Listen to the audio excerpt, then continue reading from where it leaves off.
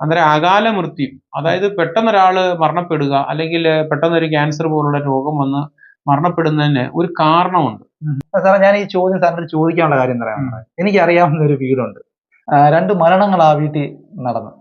ഈ മരണങ്ങൾ നടന്നപ്പം അവിടെയുള്ള ആൾക്കാരെല്ലാം കൂടെ പറഞ്ഞു വെച്ചെന്ന് വെച്ച് കഴിഞ്ഞാൽ ഈ കന്നിമൂലയെ കൊണ്ടുവന്ന് ബാത്റൂം പണിഞ്ഞു. അതുകൊണ്ടാണ് ആ വീട്ടിലെ 2 മരണം സംഭവിച്ചത്.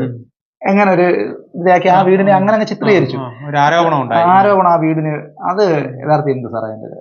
അന്നേരം അകാല മൃത്യു, അതായത് പെട്ടെന്ന് ഒരാള് മരണപ്പെടുക, അല്ലെങ്കിൽ പെട്ടെന്ന് ഒരു ക്യാൻസർ പോലുള്ള രോഗം വന്ന് മരണപ്പെടുന്നതിന് ഒരു കാരണമുണ്ട്.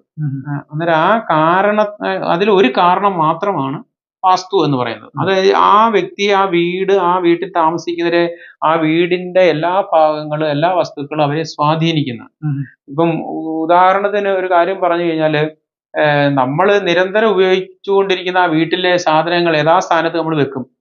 ഇപ്പം അല്ലേ, നമ്മളിപ്പം അത് എടുക്കാൻ വേണ്ടിയിട്ട് അവിടെ കിടന്ന് തപ്പേണ്ട കാര്യമില്ല, നമുക്കറിയാം അത് എവിടെ ഇരിക്കുന്നത് എന്നാണ്. അതായത് നിരന്തരം അത് ഉപയോഗിക്കുന്നത് കൊണ്ട് നമുക്കറിയാം ആ സാധനം എവിടെ ഇരിക്കുന്നത്, അത് എങ്ങനെ ചെയ്യുന്നതെന്ന്, അതിന്റെ സ്ഥാനത്ത് അത് ഇന്നടത്ത് വെച്ചിരിക്കുന്നത് കൊണ്ട് അത് ചെയ്യുന്ന എളുപ്പമൊക്കെ. എന്ന് പറയുന്ന പോലെ ഈ കന്നിമൂലയ്ക്ക് ഈ പറയുന്ന പോസിറ്റീവ് എനർജി അഥവാ പ്രാണോർജം, അല്ലെങ്കിൽ സൂര്യപ്രകാശത്തിൽ നിന്ന് കിട്ടുന്ന ഉത്തമമായ എനർജി സേവ് ചെയ്ത് സംരക്ഷിച്ച് വെക്കുന്ന ഒരു സ്റ്റോറേജ്. അതുകൊണ്ടാണ് ആ സ്റ്റോറേജിന്റെ ഭാഗമായിട്ട് വീടിന്റെ കന്നിമൂലയ്ക്ക് ഉത്തമമായിട്ട് ലോക്കർ, അലമാരി, പണം, പ്രമാണം, വിലപ്പെട്ട രേഖകൾ സൂക്ഷിച്ചു വെക്കുന്നതിനുള്ള സ്ഥലമായിട്ട് കന്നിമൂലയെ തിരഞ്ഞെടുത്തിരിക്കുന്നത്. അതുകൊണ്ട് തന്നെ ദയവ് ചെയ്ത് പുതിയ വീടുകൾ ചെയ്യാനും നിർമ്മിക്കാനും ആഗ്രഹിക്കുന്നവർ ഒരിക്കലും കന്നിമൂലയ്ക്ക് ടോയ്ലറ്റോ ബാത്റൂമോ കക്കൂസിന്റെ ടോയ്ലറ്റിന്റെ വിറ്റ സെപ്റ്റിക് ടാങ്ക് ഇതൊന്നും കൊടുക്കാതിരിക്കാൻ ശ്രമിക്കുക. അതുപോലെ തന്നെ പഴയ ഈ ഇടക്കാലങ്ങളിൽ കന്നിമൂലയ്ക്ക് പൂജാമുറിയെ പറ്റി വന്നിട്ടുണ്ടായിരുന്നു. ഒരിക്കലും പൂജാമുറി അല്ല കന്നിമൂലയ്ക്ക് വരേണ്ടത്.